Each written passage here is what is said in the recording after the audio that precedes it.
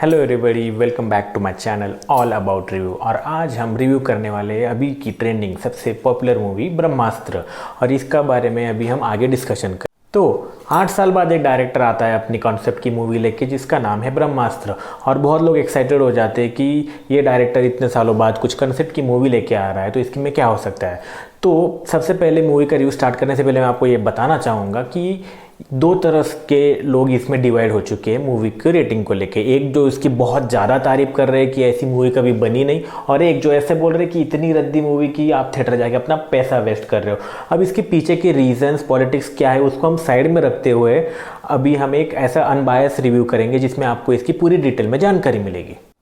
तो मूवी के पॉजिटिव्स के बारे में सबसे पहले बात करते हैं, क्योंकि वो अगर आपको अच्छा लगेंगे तो ये आप थिएटर में मूवी देखने जाएंगे। तो सबसे पहली अच्छी चीज़ है उसकी कॉन्सेप्ट। तो इंडियन हिंदू माइथोलॉजी को मद्देनज़र रखते हुए डायरेक्टर ने कुछ ऐसे अस्त्र जो कि हमारे पुराने आपने महाभारत रामायण में देखे होंगे, अलग अलग टाइप के अस्त्र यूज़ किए जाते थे, उसी का एक मॉडर्न अडेप्टेशन लेके इस अस्त्रास की कंसेप्ट को इसने अपने सामने रखा हुआ है। और ये आपको लगेगा कि हाँ, ये कुछ अलग हटके कंसेप्ट है जो कि हम यहाँ पे बॉलीवुड ने अडेप्ट की है। और इसका ये मतलब नहीं कि उन्होंने हॉलीवुड में से कैरेक्टर उठा लिया और उसको यहाँ पे दिखाया, बिल्कुल भी नहीं है। हॉलीवुड का इससे कोई रिलेशन नहीं है, पूरा का पूरा एक इंडियन तड़का आपको इसको दिखने को मिलेगा।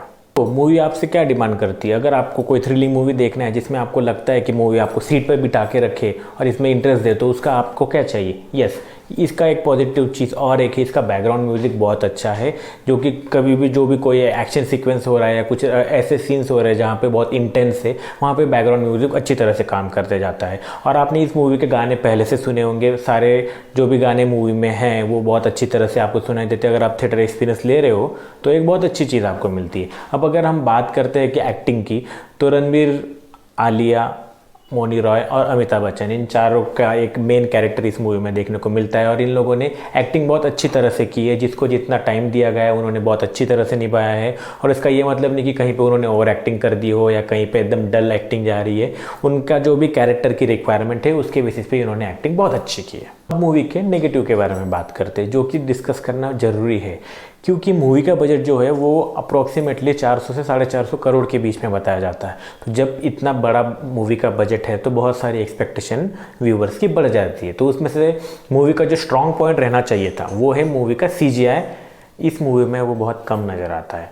अब बात करेंगे, आप सोच रहे होंगे कि अरे इतना अच्छा कुछ तो दिख रहा था ट्रेलर में, तो ऐसा क्यों बोला जा रहा है? तो इसका रीज़न ये है कि इसका जो CGI है वो एक चाइल्डिश मुझे लगा, क्योंकि उसमें जो इफेक्ट उन्होंने दिखाए गए थे, जो एक थे डार्क कलर में बहुत सारी मैजिकल पावर उन्होंने दिखाई है, वो बस थोड़ी टाइम के लिए हमें अच्छा लग रहा था, लेकिन पूरे मूवी में आप उसी का इस्तेमाल करोगे, रियलिस्टिक चीज़ उसमें दिखेगी नहीं। तो बहुत बार ऐसा लग रहा था कि कैरेक्टर्स के हाथ कहीं और जा रहे और वो उनमें से जो पावर निकल रही थी वो कुछ अलग दिशा में जा रही। तो यहाँ पर एक बहुत डिसअपॉइंटमेंट मुझे लगा कि मूवी का स्ट्रॉन्ग पॉइंट रहना चाहिए था CGI। और ऐसा भी नहीं कि टेक्नोलॉजी बहुत कम है अभी इंडिया में कि हम वो उसका अडॉप्ट नहीं कर पा रहे, ऐसा बिल्कुल भी नहीं। अच्छी टेक्नोलॉजी होते हुए भी इसका इस्तेमाल करने में मूवी यहाँ पे फेल हुई है। अब मूवी का दूसरा नेगेटिव पॉइंट वो ये है कि मूवी की लेंथ जो है वो काफ़ी बड़ी है। और जब भी ऐसी मूवीज होती है जिसमें बहुत सारी बड़ी कंसेप्ट को लिया गया रहता है तब उसकी लेंथ ऑब्वियसली बड़ी रहती है, लेकिन इस मूवी में जो बाकी के जो कैरेक्टर है उन कैरेक्टर को डेवलपमेंट करने के लिए ज़्यादा टाइम नहीं दिया गया है। मूवी का नाम ब्रह्मास्त्र, राइट? तो जितने सारे अस्त्र है वो सारे अस्त्रों के बारे में भी जो डिटेल में एनालिसिस हमें बताया गया था वो बहुत ही कम लग रहा था। ऐसा नहीं कि ये जो 2-3 अस्त्र है उन्हीं को इम्पोर्टेंस दे दिया, बाकी तो बस कैरेक्टर है नहीं है, इसका कुछ फ़ायदा नहीं हो रहा है, ऐसे बहुत जगह पे हमें लगा। और मूवी सबके दिमाग में ये था कि मूवी एक एक्शन बेस्ड मूवी होनी चाहिए थी, लेकिन अगर ये मूवी देखेंगे तो इसमें लव स्टोरी ज़्यादा है और एक्शन कम है। अब इसमें हम वो डायरेक्टर भी कुछ बोल नहीं सकते, क्योंकि डायरेक्टर ने जो प्रीवियसली मूवीज़ बनाई थी वो मूवीज़ उसकी लव स्टोरीज थी, तो इसमें उसका इम्पैक्ट तो दिखेगा। तो अगर इसमें कैमियोज़ की बात करें तो शाहरुख खान का जो एक कैमियो है वो लोगों को मूवी के स्टार्टिंग में कुछ ज़्यादा अच्छा लग रहा था, क्योंकि उनको जितना टाइम दिया गया था उसमें उन्होंने मूवी का एक टोन अच्छी तरह से बना के रखा था, लेकिन वो टोन को एंड तक मूवी रखने के लिए कामयाब नहीं हुई है।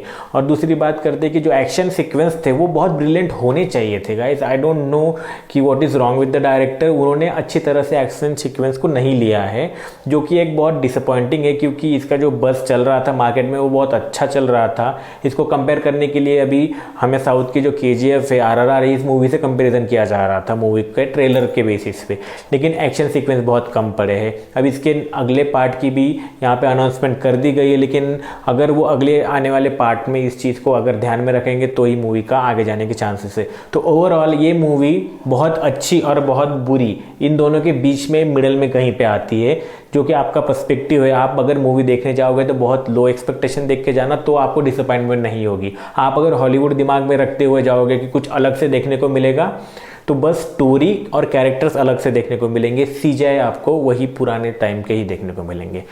तो अगर फाइनल कॉल में मेरे तरफ से देना चाहूँ तो अगर आपको बहुत सारे एक विजुअल्स देखने जो कि पिछले कई सारे सालों में आपको नहीं देखने को मिले, तो आप थिएटर में जाके इसको एक्सपीरियंस कर सकते हो। बैकग्राउंड म्यूज़िक अच्छा है जो आपको थ्रिल देता है, वो भी आपको थिएटर में मज़ा आएगा। कॉन्सेप्ट ये बहुत अलग है, पुरानी मूवीज़ के कंसेप्ट से इसको रिलेट मत कीजिए, बहुत फ्रेश कंसेप्ट है।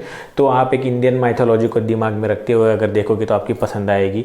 अगर आपको लगेगा कि मूवी में बहुत सारा एक्शन होने वाला है और बहुत मज़ा आएगा, तो नहीं, ये मूवी फिर आपके लिए नहीं है। इसमें लव स्टोरी ज़्यादा है और एक्शन बहुत कम जगह पे है, तो आप डिसाइड कर लीजिए।